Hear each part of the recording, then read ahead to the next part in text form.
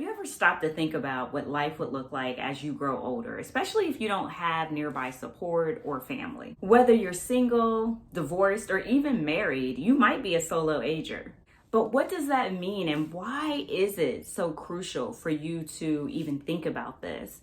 So what we're going to do is stick around, because we're going to talk about the blind spots associated with solo aging and how we can help you get to that place of peace of mind in regards to it. First of all, thank you all for being a part of this channel, being a part of this community. The whole goal here is to help people that gain that peace of mind when it comes to their financial freedom and security through wisdom and tips and inspiration. So if you have not subscribed yet, please go ahead, hit the subscribe button and that notification bell, so every time a video comes out, you're gonna know right away, and then you can watch it and learn. I am Shehara Wooten. I'm a certified financial planner, and I love helping Black women in STEM gain that peace of mind and clarity that they need when it comes to their financial freedom and security, and even talking about topics that get ignored, that people don't always talk about, you don't always hear about, like what we're talking about today, solo aging.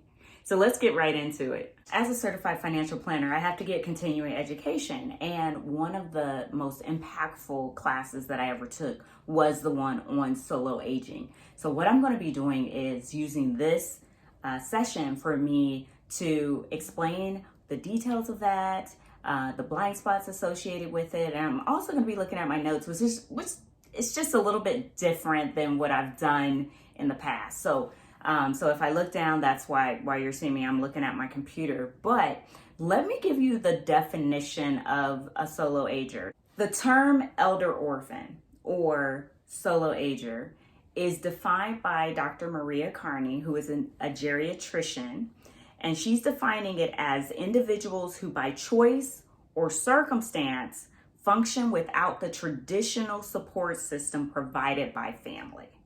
So I thought that was really, really interesting when you look at the pure definition, and we're going to get right into it, that you don't, even with that pure definition, you can be married, you could be single. So some folks might think just inherently by you being married, you're not a solo-ager, nothing to be concerned about. For one, as a married couple, no one passes away at the same time. So there's that part, right? But then also as a married couple in and of itself, you can be a solo-ager. And so we're going to get into that and like what that means. But the conference that I attended, the person that held the workshop was Carol Marak. And so this was when I used to live in Dallas. And so she's the author of Solo and Smart, really, really neat book. I'll put the cover here. Her story was really neat because she discovered solo aging while she was really taking care of her parents.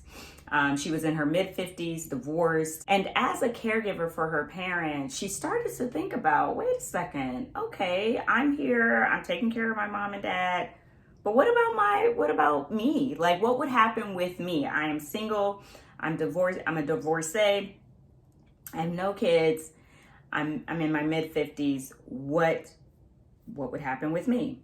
So I know a lot of folks in my audience, you're probably in your early 30s to mid 40s, but this is the time to really start thinking about it. I mean, she started thinking about it at 55, but even as a 55-year-old, it's a good time to think about it. But fortunately, she started to think about this and take action in her mid-50s, and now she's in her 80s, and she has a thriving life, a very fulfilling life as a solo-ager. Now, based on the definition that I just shared, are you considered a solo-ager, or potentially could you be a solo-ager? One thing I will tell you about financial planning is that it's really a good idea to plan for the situation you're in now. And so if you're single, and I know you're like, okay, I'm going to definitely get married, I'm going to have children, that's great. Continue to do that and plan and think about those things, but also plan for the life that you're living now. So if you're still single, then that's what you should plan for, and really look at all the different factors that are entailed in that as it comes to your financial planning. So that's one thing I will say. But I'm curious, based on where you are today, would you be considered a solo-ager? So go ahead, put that in the comments, whether you're a solo-ager or not. And I want to let you know too, I do respond to your comments. So if you are sitting here, because I get a lot of comments on LinkedIn, people DM me and people will comment on something in LinkedIn. But go ahead and comment here, because I will go ahead and respond back. But I also tell you, we're trying to get this word out, right? And so the way that the algorithm works is if you comment within YouTube, within the YouTube video, then that could potentially get it out to more people. So I want to talk about what solo-agers should plan for.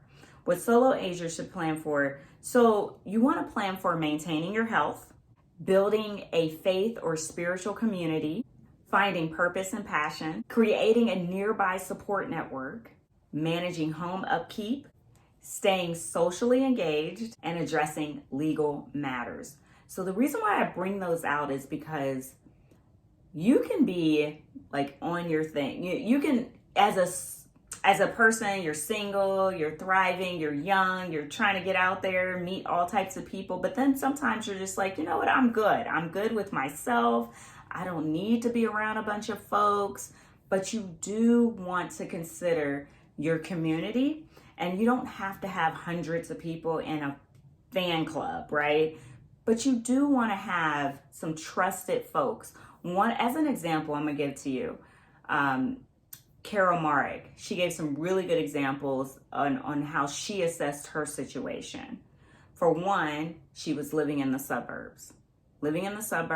And she said neighbors around her had family and they had children, and they were really raising their children and growing their family. So they didn't have time. During the day, they weren't even there. They were out working. And she thought, what if something happened? Like, what if I had an emergency? Who could I call in the middle of the workday? So she thought about these things and decided, what she ended up doing was she decided to move to an area where she was in a high-rise apartment building. In that particular high-rise apartment building, she said that she was able to nurture relationships. It wasn't like a 55 plus community, but many of the folks in that particular building were very much close and trying to build relationships, trying to get to know each other and help each other. The other thing that she did was she looked around to see, well, where's the nearest urgent care, the hospital, where's the grocery? Like, what if I didn't have a car? Would I be able to walk to the grocery store? In the suburbs, she just wasn't able to do that. So that's what I really loved about her story and how she thought things through. She also had a situation, she said, where she was just at home, cutting up some vegetables and then got a cut. Now, if you're a solo-ager by yourself, and you're in the suburbs, what do you got to do? You got to take it, figure out how to, hold that cut down so it doesn't bleed too much. Get in the car, drive yourself to the nearest urgent care or emergency room, or find a friend, hurry up, come to your house and take you there. Well, she was able to walk down the hallway and be able to share with her friend that this is, take me to the urgent care. But that's the kind of relationship she built up. So when I listed all those things out, those are super important areas to assess and really be honest about. Like, do I even have these areas covered? I even thought about personally, my husband and I, we are considered by definition solo-agers. And even at the time when we were at when I was at her workshop, a few of us financial planners were like, oh wait, we're solo-agers. And it's either by circumstance or by choice, right? That's part of the definition. So you can have children, but by choice you're living, or you can have relatives, but by choice you're living in an area where you don't have a lot of family and that type of thing. So like for us, for instance, we've moved multiple times, that type of thing. And so obviously building communities in a new area is difficult. We have each other, thank God, but every time we move, we have to build a new community, and that all takes time. So fortunately, we have each other, thank God. But even as a married couple, we are considered solo agers by definition.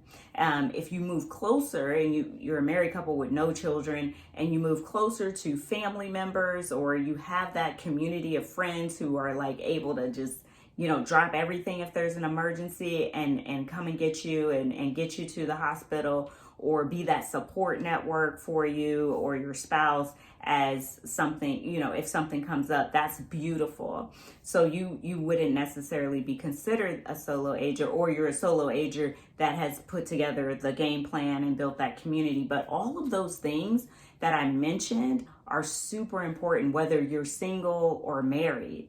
And I want people to understand that as well. So as a single person, it's the same thing. You need to build your community, your trusted group of friends and family members. And if it's not family, right, it's going to be friends, and you're going to be able to have a game plan with them. If there's an emergency, we're calling each other, we're helping each other. So those are some of the things to think about as a solo ager. And I think that's probably the biggest factor, I think, is that community. And community is important no matter what. But as you guys might know, that as you get older, it does become a little bit more difficult to, to build relationships, right? To build friendships, and especially friendships that are genuine, where you're going to be able to call them at the drop of a hat and say, hey, I just had an emergency. Can you take me to the hospital? That's the kind of community I'm talking about. And I touched on this before, but you might think, again, you're too young to even be thinking about this, but the best time to plan is really when you don't need to plan. That's the best time, because it's the least stressful time. You can be the most creative. You can really be innovative, rather than being under duress and stress, where you're just kind of like going with the quickest solution and hoping that works out. You can even tweak some things, but you can really evaluate. But yes, even if you're, 30, 35, I even had someone I posted on LinkedIn about solo aging, and that person decided to meet with me, and we talked through some things, and we're going to continue to talk through some things. But that person was, I think, like 36, and they were thinking, I don't know. I don't even know that I will be getting married or having children. It wasn't necessarily that person didn't want to do any of those things, but they just don't know. And you're working with the scenario of what could happen if that didn't happen. And let me make sure I have the best solution and the best strategy and create the best situation for it. So if you're ready to start planning and you're ready to start digging deep into this solo aging, there's so many different facets of it, especially when it comes to the finances. And I believe just even from this introductory video, I'll be doing more videos and I'll be tying it in, because a lot of what we've already been talking about is crucial for a solo ager. But I wanted to throw this topic in now, so you can even start looking and saying, hey, I need to start thinking about that emergency fund she talked about. I need to start focusing and figuring out how I'm going to save for my retirement and making work optional now, and really getting my ducks in order. So take a look at some of the previous videos that I've shared, and watch those, and think about solo aging. So think about the definition, think about solo aging and what I shared, and then take the time to start taking action. Now, for those of you who are ready to really, really take action, then I invite you to schedule a strategy session with me. It's going to be about an hour long. It's no cost, but I will make sure I put the link in the description so that you can schedule right away, and we can talk about how to help you get to that place where you have peace of mind. And we can use that strategy session to help figure out how I can support you, and if you're a good fit for the Wealth Gap Closers method. So remember, please share this video out with your friends, your loved ones, and have a conversation about solo aging, and really start to think about, honestly, where am I at on the spectrum? Do I have all those different areas covered? If you found this video helpful, give it a thumbs up. I would greatly appreciate that. And also share it with your friends. Please watch the next video to gain more wisdom and insights. See you later, Wealth Gap Closers.